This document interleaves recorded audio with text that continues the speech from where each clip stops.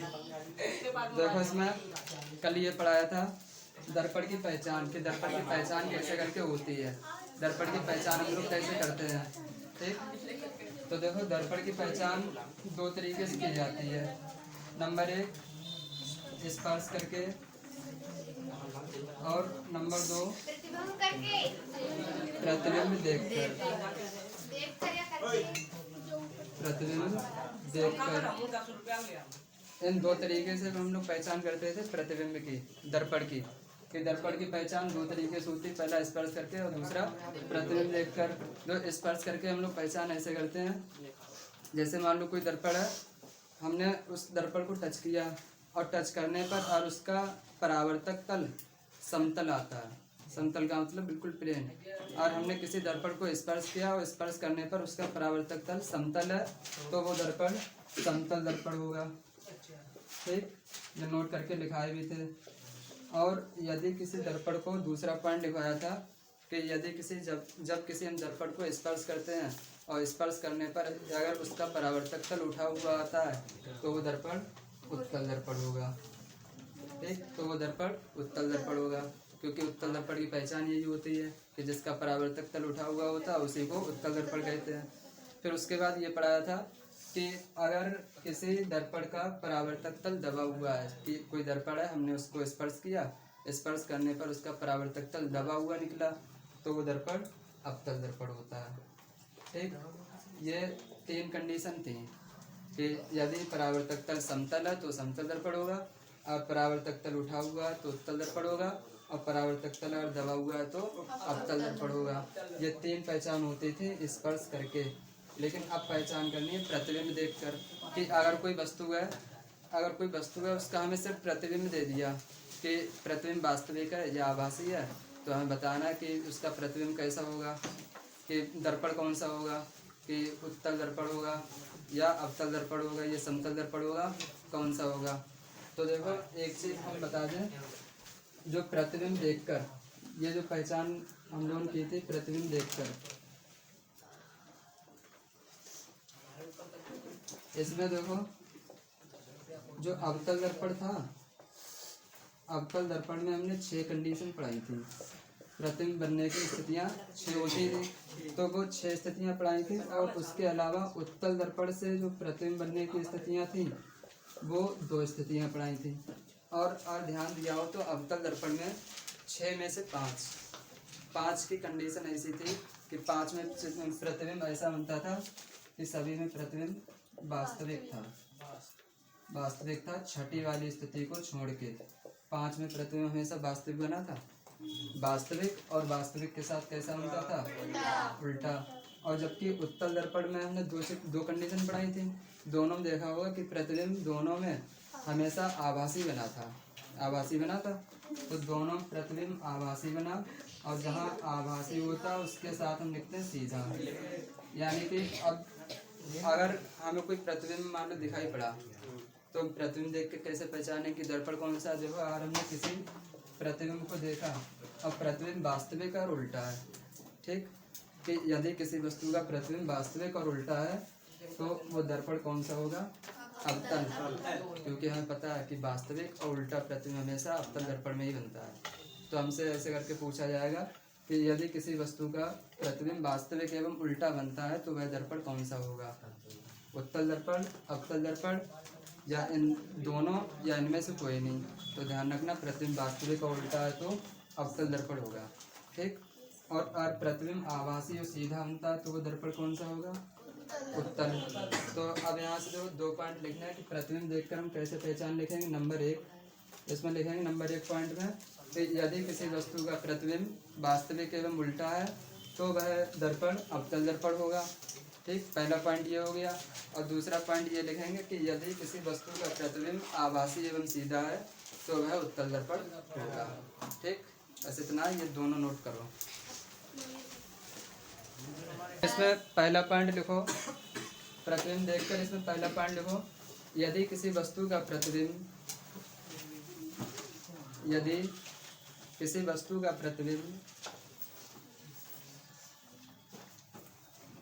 वास्तविक एवं उल्टा है हो तो यदि किसी वस्तु का प्रतिबिंब वास्तविक एवं उल्टा हो तो वह दर्पण अवतल दर्पण होगा। का प्रतिबिंब वास्तविक एवं उल्टा हो तो वह दर्पण अवतल दर्पण होगा। यदि किसी वस्तु का प्रतिबिंब वास्तविक एवं उल्टा हो तो वह दर्पण अवतल दर्पण होगा। दूसरा पॉइंट, यदि किसी वस्तु का प्रतिबिंब, दूसरा पॉइंट देखो, उल्टा हो तो वह दर्पण अवतल दर्पण होगा। दूसरा पॉइंट ये बोल रहे हैं कि यदि किसी वस्तु का प्रतिबिंब आभासी एवं सीधा हो तो वह दर्पण उत्तल दर्पण होगा।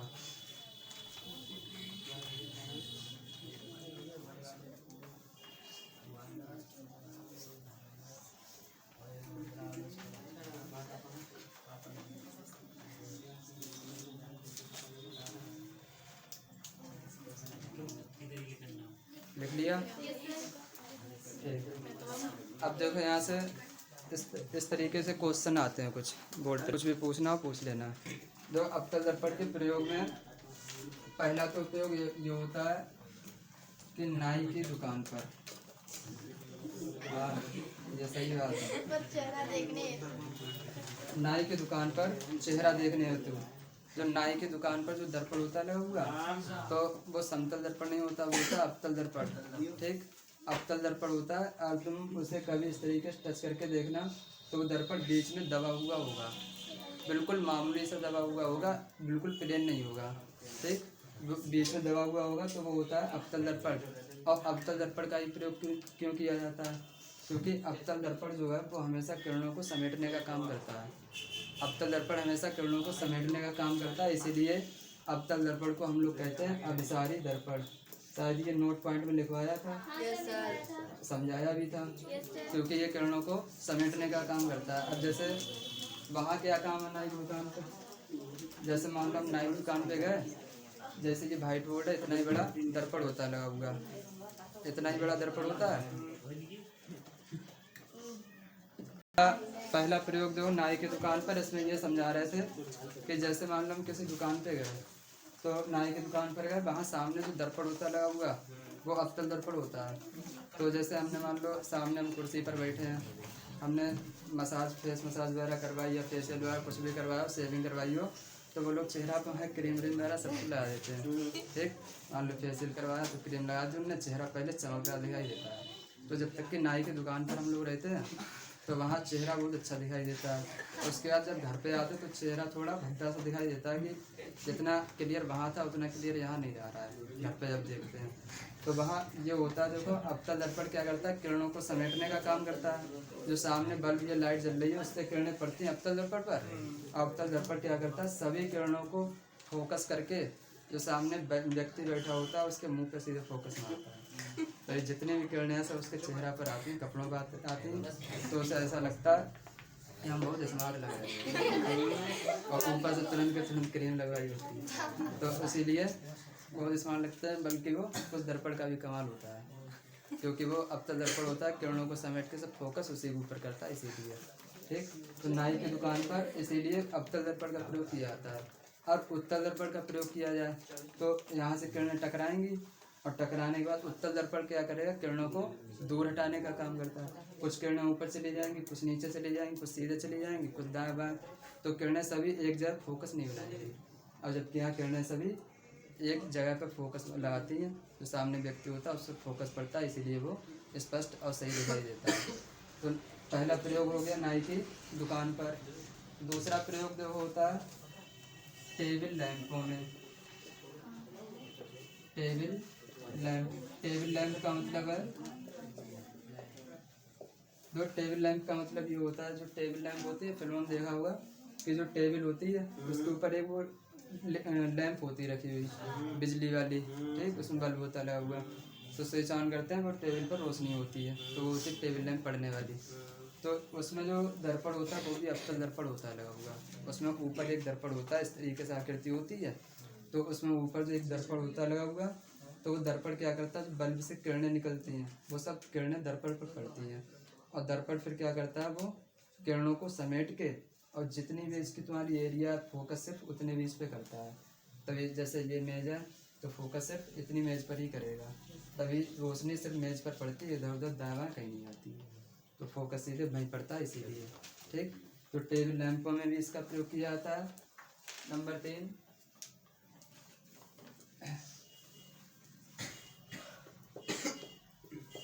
आँख कान दांत गले आदि की जांच हेतु इसमें भी इसका प्रयोग किया जाता है।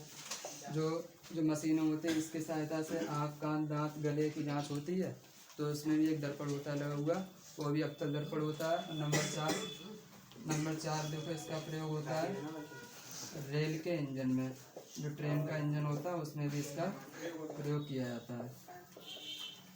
और जो नाई के दुकान पर लेंस दर्पण होता है वो भी अवतल होता है, जो ब्यूटी पार्लर में होता है वो भी अवतल होता है। और इसके अलावा एक चित्र और होता है, जो मॉल वगैरह होते हैं मॉल, तो वहाँ जो चेंजिंग रूम होता है, ड्रेसिंग रूम, जहाँ कपड़े वगैरह चेंज किए जाते हैं, तो वहाँ भी अवतल दर्पण होता है। हम लोग कपड़े पहन के देखते हैं, सामने होता है अवतल दर्पण, तो वो क्या करता है, किरणों को समेट के सब फोकस हमारे ऊपर, हमें ऐसा लगता है हम बहुत बढ़िया कपड़ा लगा है। अब जब घर पे जाते हैं तो वही कपड़े बेकार लगते हैं। ठीक, तो ये अवतल दर्पण का ही कमाल होता है। ये 4 पॉइंट नोट करिए। जैसे अब उत्तल दर्पण के प्रयोग हैं, और उत्तल दर्पण के मुख्य रूप से 2 प्रयोग होते हैं, हालांकि और होते हैं जो तुम्हारे कोर्स के हिसाब से वो 2 प्रयोग हैं, यहाँ से क्वेश्चन बहुत पूछे जाते हैं। पहला उपयोग होता है कि वाहन आदि में ड्राइवर के पास प्रयुक्त दर्पण के रूप में, जो वाहन होते हैं उसमें ड्राइवर के पास जो दर्पण होता है तो वो उत्तल दर्पण होता है। देखना, जैसे मैजिक है या 4 व्हीलर है, तो उसमें जो ड्राइवर की सीट होती है उसके बाहर की ओर एक शीशा होता है लगा हुआ बाहर, गाड़ी के बाहर, जिसमें हम देखते हैं पीछे कोई सवारी आ रही है या नहीं आ रही है। ठीक, तो देखो वो दर्पण होता है उत्तल, और उत्तल प्रतिबिंब कैसा बनाता है, हमेशा आभासी और सीधा, आभासी और सीधा, तो वहाँ प्रतिबिंब आभासी और सीधा बनता है। ठीक, आभासी और सीधा, तो वहाँ ये क्वेश्चन बहुत पूछा जाता है कि वाहन आदि में ड्राइवर के पास प्रयुक्त दर्पण कौन सा होता है, तो उत्तल। और रोड लाइट होती है उसमें भी उत्तल दर्पण होता है। जैसे देखा होगा कि जो रोड लाइट होती है, जो खंभे पर लाइट होती लगी हुई, या जो बड़े बड़े शहर है उसमें देखना रोड के बीच में एक पट्टी होती है, उसका छोटी बाउंड्री टाइप की होती है, और उसमें रोड लाइट इस तरीके से लगी हुई होती है दोनों साइड। ठीक, तो वहाँ जो दर्पण, उसमें रोड लाइट में जो दर्पण प्रयुक्त होता है वो उत्तल होता है। और उत्तल ही क्यों होता है, जैसे मान लीजिए रोड लाइट है, थोड़ी देर के लिए मान लीजिए इस तरीके से। ठीक, अब यहाँ इसके अंदर जो दर्पण है वो दर्पण होगा उत्तल। उत्तल क्यों होगा, क्योंकि जो यहाँ बल्ब होगा इसके अंदर लगा हुआ, तो उसकी जो किरणें निकलेंगी वो दर्पण से टकराएंगी, और दर्पण का काम क्या होता है, उत्तल दर्पण का किरणों को दूर दूर हटाना। तो किरणें हैं वो सभी दिशाओं में इस तरीके से फैल जाती हैं, तो नीचे जितना भी बड़ा रोड होता है इस रोड पर किरणें पूरी तरीके से फैलती हैं। ठीक, और यहाँ अवतल दर्पण का प्रयोग कर दिया जाए तो किरणें पूरी रोड पर नहीं फैलेंगी, तो किरणें वो इकट्ठे होकर एक जगह पर फोकस बनाएंगे, तो इसीलिए वहाँ अवतल दर्पण का नहीं उत्तल दर्पण का प्रयोग होता है। जो अपने यहाँ ये वाला रोड है, तो जो रोड लाइट है लगी हुई और उसमें दर्पण का प्रयोग है, तो वो दर्पण उत्तल होगा, क्योंकि उत्तल दर्पण से किरणें टकराती हैं और वो किरणें उत्तल दर्पण किरणों को फैला देती हैं, तो फैलने के बाद पूरे रोड पर प्रकाश ही प्रकाश हो जाता है। ठीक, तो इसमें ये वाला बहुत पूछा जाता है, यहाँ भी पूछा जाता है, बोर्ड परीक्षा में कंपटीशन में भी बहुत पूछे जाते हैं। ये उत्तल दर्पण और अवतल दर्पण के प्रयोग बहुत पूछे जाते हैं। ठीक, ये दर्पण वाला तुम्हारा पोर्शन हो गया। ये 3 नोट पॉइंट लिखने हैं। पहला लिखो, उत्तल दर्पण का रेखीय आवर्धन सदैव 1 से कम होता है। हाँ, ये बहुत इम्पोर्टेंट है तीनों।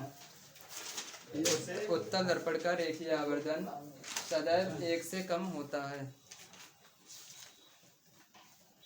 दूसरा नोट पॉइंट, अवतल दर्पण का रेखीय आवर्धन,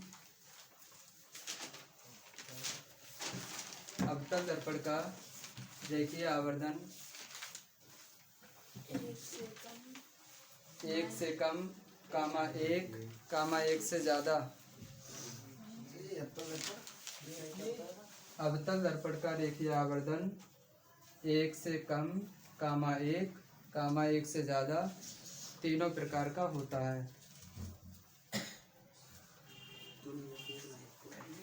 तीनों प्रकार का होता है।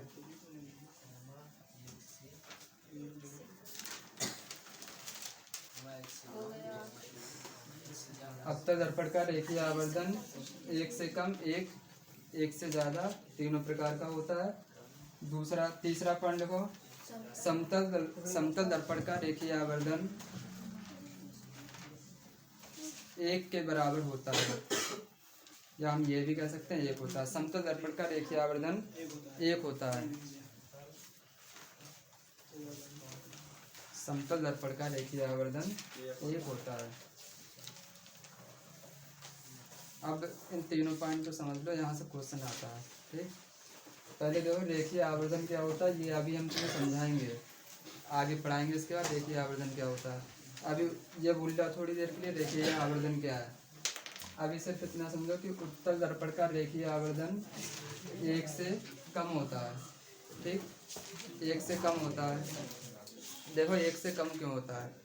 और जैसे मान लो कोई ये वस्तु है, 1 मीटर इसकी लंबाई है, 1 मीटर इसकी लंबाई। ध्यान से समझना पॉइंट, वैसे रटने पड़ेंगे, समझा दे रटने नहीं पड़ेंगे। ये 1 मीटर की कोई एक वस्तु है, इसका इधर कहीं प्रतिबिंब बनाइए, इसका इधर प्रतिबिंब बना। जितनी बड़ी वस्तु है और उतना ही बड़ा इसका प्रतिबिंब बना। जैसे 1 मीटर की वस्तु है, 1 मीटर के का ही इसका प्रतिबिंब बना, तो जितनी बड़ी वस्तु है उतना ही बड़ा प्रतिबिंब बना। तो और वस्तु के बराबर प्रतिबिंब बनता है, तो हम कहेंगे कि इसका रेखीय आवर्धन 1 है। ठीक, जैसे ये मार्कर है, तो इसका प्रतिबिंब, अगर इसका प्रतिबिंब हमने देखा वो बस इसके बराबर ही बन रहा है, मार्कर के बराबर ही, तो हम कह सकते हैं इसका रेखीय आवर्धन 1 है। ठीक, अगर 1 मीटर की वस्तु है, जितनी बड़ी वस्तु है उसका प्रतिबिंब उस वस्तु से छोटा बनता है। जो ये बड़ी वस्तु है, छोटा प्रतिबिंब इसका बना, तो हम कहेंगे कि इसका रेखीय आवर्धन 1 से कम है। और अगर प्रतिबिंब वस्तु से बड़ा बनता है, ये वस्तु है, प्रतिबिंब बड़ा है, तो जब प्रतिबिंब बड़ा है तो हम कहेंगे इसका रेखीय आवर्धन 1 से ज़्यादा है। अगर वस्तु के बराबर प्रतिबिंब है तो रेखीय आवर्धन 1 है। वस्तु से छोटा प्रतिबिंब बनता है तो रेखीय आवर्धन 1 से कम है। और वस्तु से बड़ा प्रतिबिंब बनता है तो रेखीय आवर्धन 1 से ज़्यादा है। ठीक, अब जो हमने उत्तल दर्पण के अवतल दर्पण में 6 स्थितियाँ पढ़ी थी। अभी देखो रटने वाली कोई बातें नहीं, अभी ये समझ में आ जाए क्यों ऐसा होता है। अवतल दर्पण में 6 स्थितियाँ पढ़ी थी। 6 में देखना कि पहले वस्तु का प्रतिबिंब छोटा बना था, फिर उसके बाद वस्तु जब वक्रता केंद्र पर थी तो वस्तु के बराबर प्रतिबिंब बना। जब प्रतिबिंब पहले छोटा बना तो इसीलिए हमने कह दिया इसका रेखीय आवर्धन 1 से कम है। जब वस्तु वक्रता केंद्र पर रखी गई तो हमने देखा वहाँ प्रतिबिंब वस्तु के बराबर बना था, इसीलिए हमने कहा इसका रेखीय आवर्धन 1 भी होता है। उसके बाद जब वस्तु F और P के मध्य स्थित हो गई थी तो वहाँ प्रतिबिंब बहुत बड़ा बनता था, वस्तु से बहुत बड़ा, तो इसीलिए हमने कहा इसका रेखीय आवर्धन 1 से ज़्यादा है। ठीक, तो इसीलिए अवतल दर्पण का रेखीय आवर्धन 1 से कम भी होता है, 1 भी होता है और 1 से ज़्यादा भी होता है। ऐसे ही उत्तल दर्पण में देखो हमने तुम्हें 2 स्थितियाँ पढ़ाई थी और दोनों में प्रतिबिंब वस्तु से छोटा बना था। जितनी बड़ी वस्तु थी उससे छोटा प्रतिबिंब बना था, इसीलिए इसका रेखीय आवर्धन 1 से कम होता है। अभी हमने बताया था कि और वस्तु का प्रतिबिंब उससे छोटा बनना वस्तु से, तो उसका रेखीय आवर्धन 1 से कम होता है। और समतल दर्पण में जितनी बड़ी वस्तु होती है उतना ही बड़ा उसका प्रतिबिंब बनता है, इसीलिए इसका रेखीय आवर्धन 1 होता है। ठीक, रटने वाली कोई बात नहीं, आप तो चित्र बताएं तो सब कुछ पता है। ये चीज़ आ गई समझ में।